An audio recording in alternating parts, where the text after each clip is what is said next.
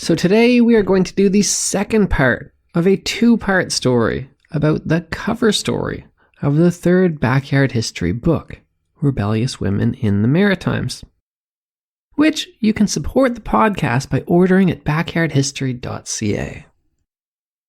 When we left off at the end of part 1, we left our heroine flying into the inky darkness, attempting to become the first ever person, man or woman, to fly from England to North America.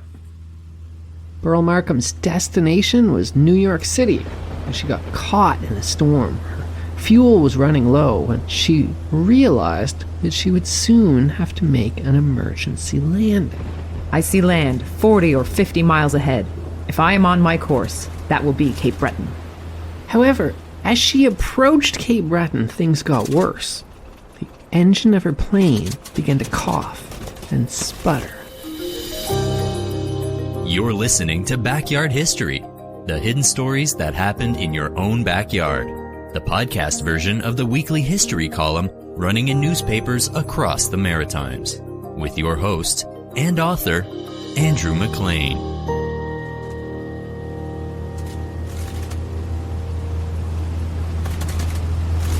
The engine cuts again, and then catches. And each time it spurts to life, I climb as high as I can get. And then it sputters, it stops, and I glide once more toward the water, to rise again and descend again, like a hunting seabird. Minute after minute goes by. The minutes almost materialize. They pass before my eyes like links on a slow-moving chain.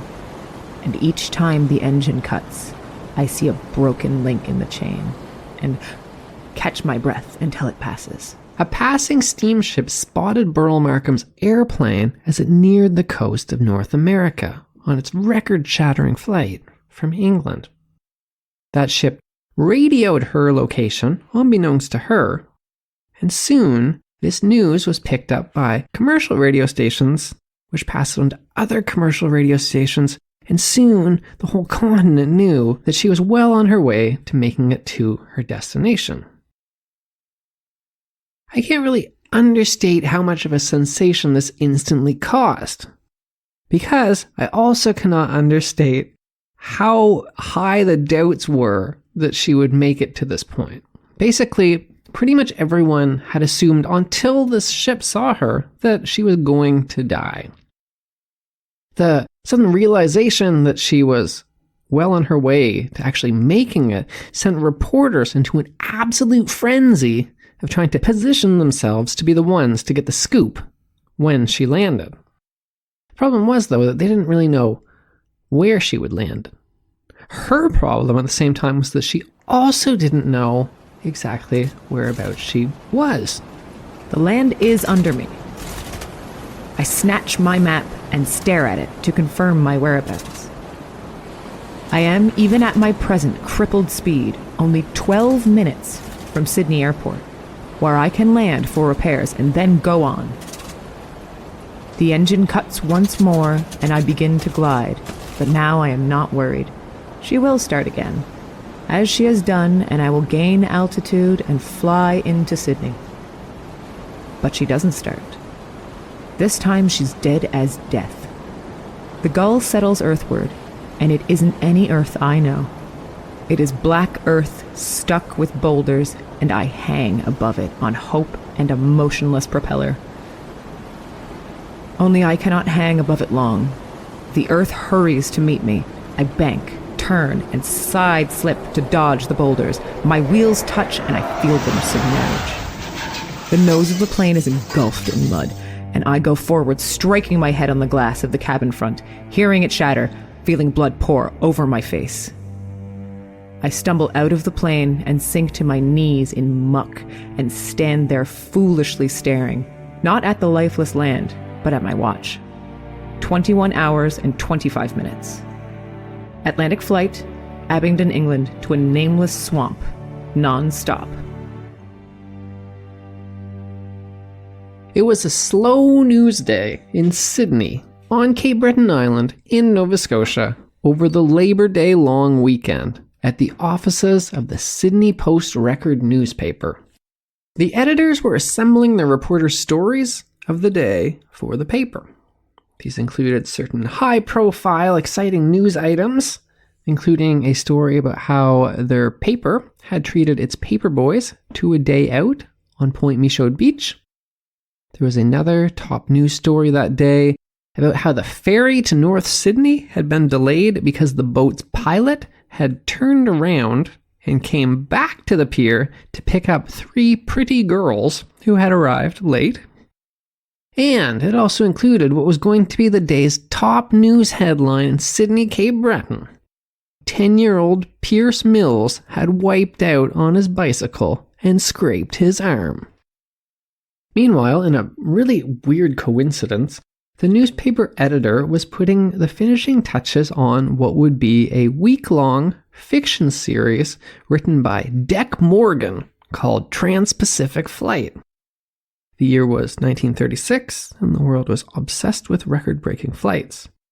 The Sydney newspaper hoped to increase sales by cashing in on this with its new fictional serialized series about a fictional stylish heroine on a fictional dramatic record-breaking flight.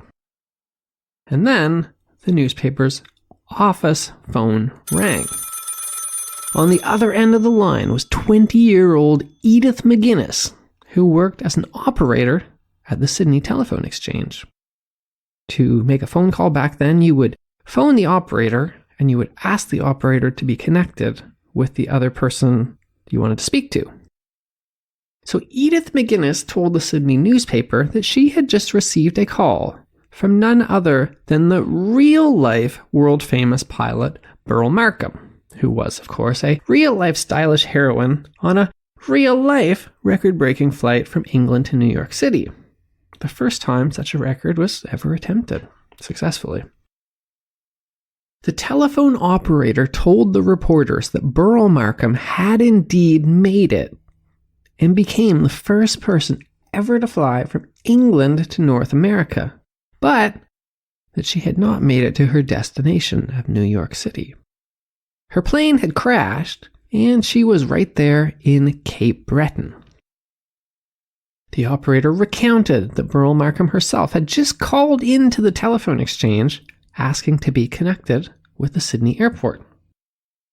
The curious young telephone operator had eavesdropped in on the call, and she heard the famous aviator tell the airport that she had crash-landed her airplane in a bog in rural Cape Breton, near the derelict ruins of Louisbourg, which was, of course, a once great French fortress from a couple hundred years earlier.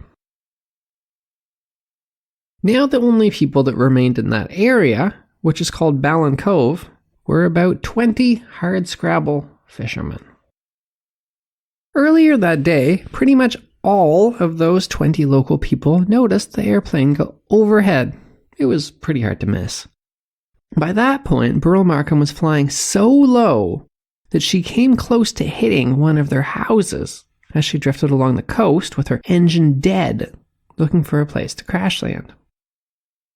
An airplane going overhead had been enough to make the people of Ballon Cove stop and look up and pay attention back in 1927, when Charles Lindbergh had passed over as he became the first person ever to fly across the Atlantic.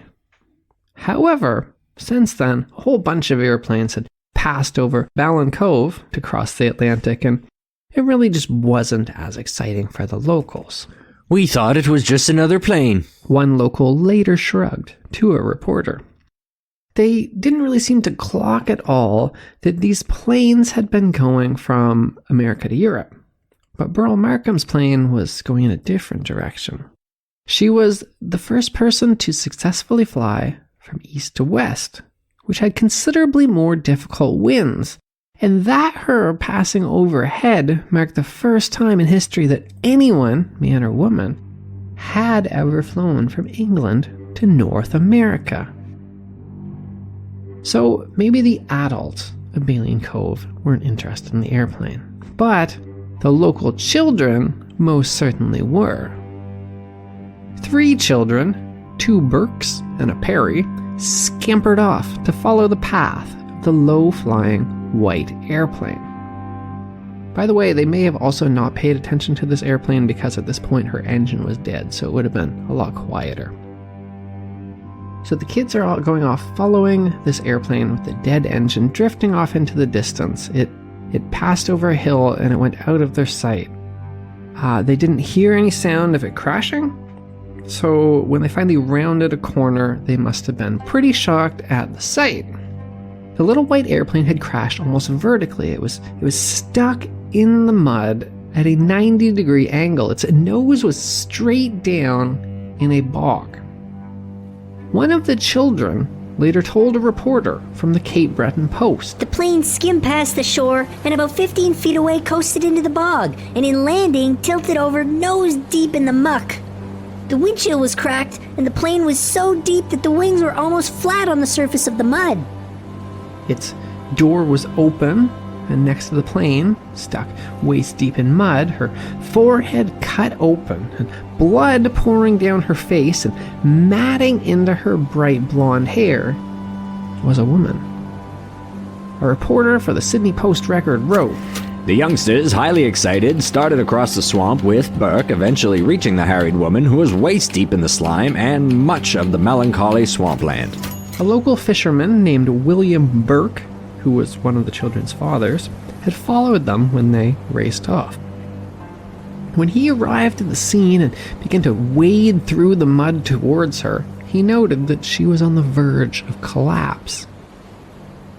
Beryl Markham later wrote in her autobiography called West with the Night about how William Burke had found her at the site of her crashed plane. A Cape Breton islander found me. A fisherman, trudging over the bog, saw the gull with her tail in the air and her nose buried. And then he saw me, floundering in the embracing soil of his native land. I had been wandering for an hour, and the black mud had gone up to my waist, and the blood from the cut in my head had met the mud halfway. From a distance, the fisherman directed me with his arms and shouts toward the firm places in the bog. And for another hour I walked on them, and came towards him like a citizen of Hades, blinded by the sun. But it wasn't the sun. I hadn't slept in 40 hours. She wrote that book 8 years after the events. She had, shall we say, much stronger opinions on the whole thing as she was injured and dazed, covered in mud and blood, being pulled from the bog. She was quoted by the locals as saying, "That was a beastly trip. That was a ghastly trip. I must have walked 3 miles in that swamp. It seemed like hours." He took me to his hut on the edge of the coast, and I found that built up on the rocks there was a little cubicle that housed an ancient telephone, put there in case of shipwrecks. I telephoned Sydney Airport to prevent a needless search being made. That phone call to the newspaper by an eavesdropping operator set into motion a whirlwind of activities. A global media machine began to rush to get the scoop first. Airplanes carrying reporters from major American newspapers and newsreels, which basically means video cameras, rushed towards Cape Breton to the Sydney airport. Now, calling the Sydney airport an airport as we think of them today is kind of a stretch. Maybe you should probably picture something that's more like a large field. Sydney's Mayor S.E. Mugga immediately sensed an opportunity to change this, coming out to the press to loudly declare in this moment that, quote, "Surely this will end the political log rolling and convince those in authority that Montreal's airfield, with all its beacons and direction-finding implements, is of little use to the Atlantic flyer." He called for a full airport to be built in his town. Meanwhile, back in Baleen Cove, nobody on the ground actually had a car to transport our injured flyer. Nonetheless, though, word spread around of this unexpected new guest.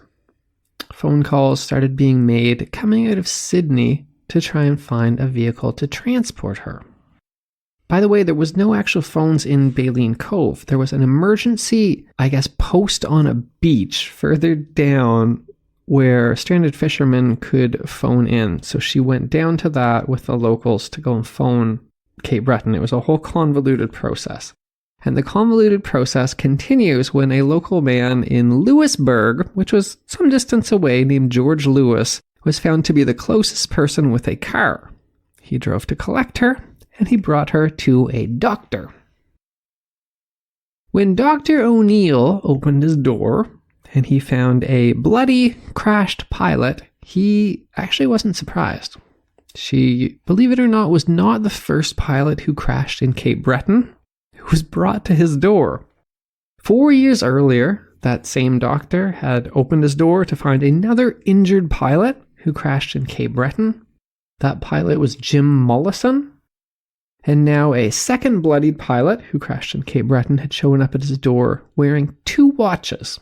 One of Beryl Markham's 2 watches was the lucky watch that Jim Mollison had given her before she'd taken off. Dr. O'Neill later recounted to a reporter that this bloodied and muddy Beryl Markham was temporarily, partly deafened. She immediately apologized to him, not for tracking mud on his porch or anything like that, but for failing to make it to her destination of New York City. She apologized and she told him, "It's the engines, you know." The doctor examined her head wound. "Is it deep?" "Okay, go right ahead."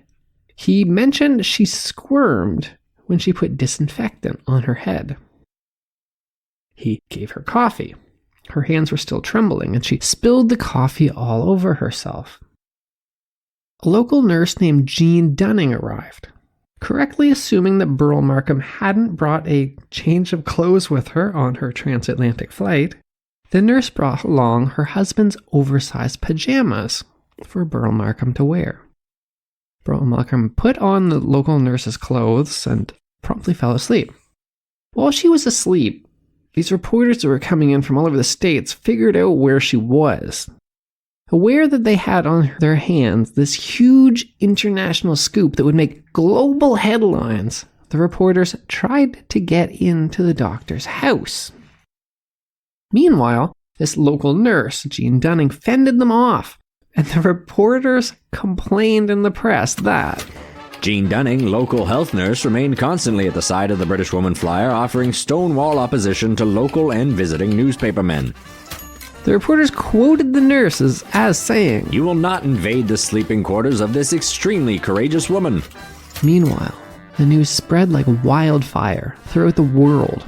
A top headline of the New York Times read, "Mrs. Markham crashed in a Cape Breton field after crossing Atlantic." Back in Cape Breton, local reporters wrote that the Markham landing was the biggest event to occur in the vicinity of Baleen Cove since the historic capture of Lewisburg. The reporters ventured to the crash site, where they found the plane surrounded by local people. One venturesome chap wanted to go in for souvenirs in a big way, and was in the act of prying a piece of window stripping, only to be interrupted by 2 stern-mounted police constables who arrived on the scene. Others peering inside the cabin found some raisins tossed about on the floor, quickly devouring them. There's a fair amount of old newsreel footage that was taken by the reporters that came in from America that day, which still survives. It's pretty fascinating stuff. It shows these images of local Cape Bretoners standing in front of their tiny homes in Baleen Cove. They got all dressed up in their Sunday best for the reporters. Cape Bretoners, they smile and wave. They're fairly outgoing. And they seem to be having quite a bit of fun, actually, in this moment in the global limelight. Some people are making funny faces. They're pulling their cheeks for the newsreel cameras. And then as these cameras are shooting them, they crowd close together and they embrace in this big group hug. The camera cuts away. It shows the locals, including men, women, and even children. They attach ropes to Beryl Markham's airplane, which is still stuck nose down, straight in the mud.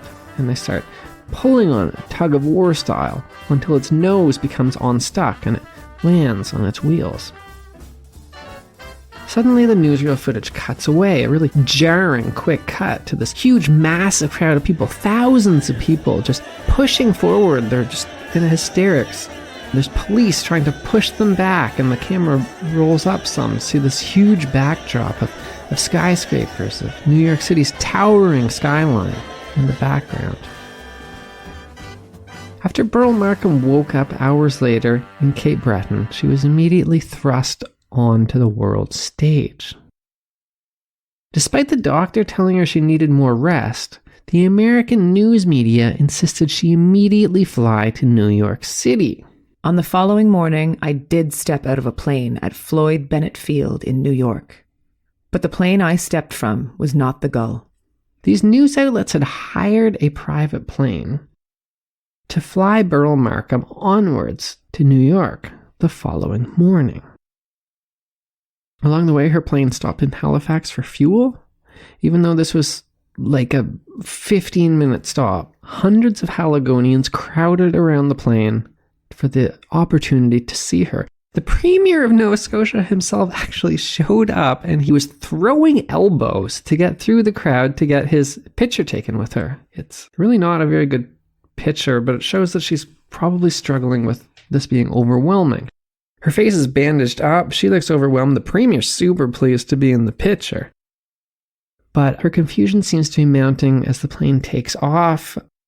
These cabins weren't pressurized at the time, so she had a window open next to her, cracked open. And then she was cold. She tried to pull on a sweater. The sweater got sucked out of the airplane's open window and slowly fluttered off into the crowd of Haligonians below. When that airplane reached its destination, according to the New York Times, 25,000 people showed up at the airport to watch her arrive in New York City. As she got out of the plane, the crowd let out a roar. Newsreel footage shows her standing there looking honestly pretty bewildered and confused. Her face is only partly visible because of a large white bandage obscuring her right eye. And then the media push forward and they start asking her all these questions. International news correspondent James Killigan had gone to the airport to see her, and he was somewhat concerned about her state. He noted that. As soon as she stepped from the plane at Floyd Bennett Airport, she was surrounded by cameramen and reporters. Requests and answer questions came at her all at once. She blinked in astonishment as she heard cries of, "Look this way, smile, please say something, wave your hand, what are you going to do next, turn your patched eye this way, what are you most interested in?" Women reporters wanted to know if she had talked to her husband. What was the name of her son? "Mrs. Markham, say a few words to America. Would you do it again?" The bewildered flyer selected the last question to answer. Not if I could help it. Reporters commented that she looked dazed at all the people and all the sudden attention. She said to them, I'm discouraged because I failed to reach my objective. I don't think I deserve this wonderful reception. The audience laughed. They thought this was a joke. After all, she was the first person to do whatever she did. It actually seemed totally inconceivable to the thousands of adoring fans that she actually somehow thought of herself as a failure. But that was exactly how she thought of it. She elaborated on this in her book. From a pilot's point of view, a forced landing is a failure because New York was my goal. If only. If only. I kept thinking about that and wishing over and over again until the wish lost its significance and time moved on, overcoming many things it met on the way. Objectively speaking, it was a record-breaking triumph. She was not merely the first woman to do this, but the first person ever. But because she set her goal as New York, but instead made it to Cape Breton, she decided that she herself was a failure. When she finally got away from the crowds and she was whisked back to her hotel room at the Ritz-Carlton Hotel, the phone in her room rang, and the other end of the line delivered terrible news right at this moment that was supposed to be her moment of triumph. Tom Black was dead. He had been killed at the controls of his plane. It had been telephoned to me from London while I sat, still dazed, in the midst of the ringing bells and telegrams and people telling me what a fine thing I had done to almost make Floyd Bennett Field. And would I sign an autograph? Tom Black, her flight instructor, mentor, and off and on again lover, the same guy who had first piqued her interest in flight when she landed his plane next to her on her farm in Kenya years before, had just been killed. Tom had been killed simply and avoidably, on the ground, while he was taxiing to a takeoff position on the Liverpool aerodrome.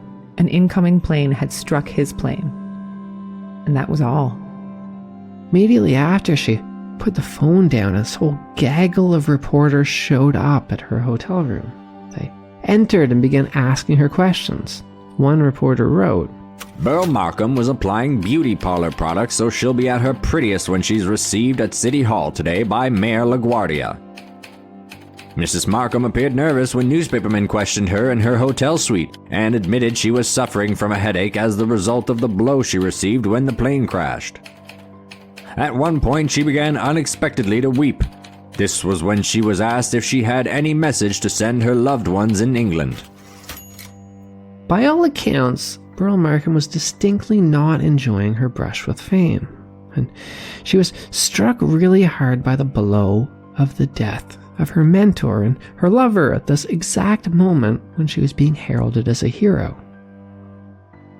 After a short meet and greet with the mayor, she very quickly departed New York City, not on an airplane this time, but on a ship. All of this had happened, and some of it was hard for me to believe. I had my logbooks and my pounds of scraps and papers to prove to myself, memory in ink. It was only needed that someone should say, "You ought to write about it, you know? You really ought." Beryl Markham's book West with the Night ends quite abruptly with her leaving aboard this ship, bound back for Kenya, where she would live in forgotten obscurity for the next half-century before being rediscovered by chance.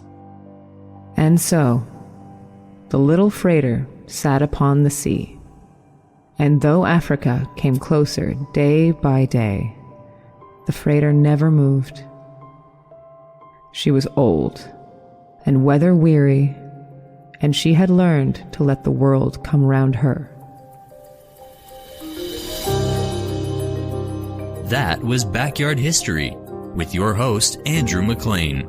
Thanks for listening, and stay tuned for another hidden story that happened in your own backyard.